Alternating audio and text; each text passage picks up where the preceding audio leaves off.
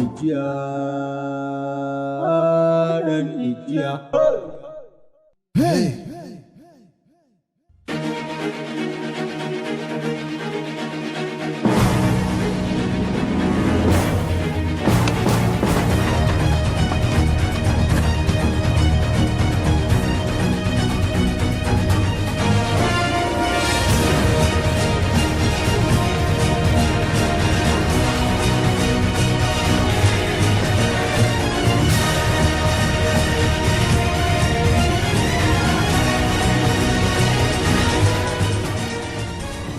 Ɗan jiya, ofisa, ina fatan ka gane waye a gabanka.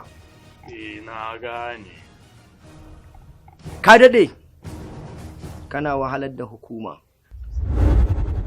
Mun daɗe muna farautarka.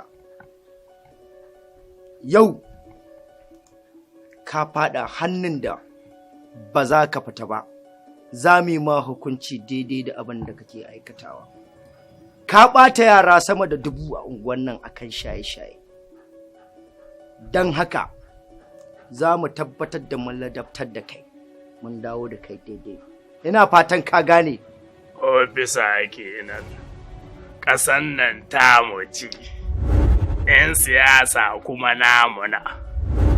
Na rance da alƙidan wani baƙaƙu, kuka ta da ni sai na dawo.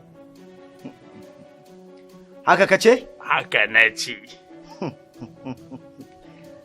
Za mu gane ko kai waye. To shi kenan. Lokaci yayi da nan ijjiya zai da na sani, shi da wanda ya yi masa gata gashi mun gani.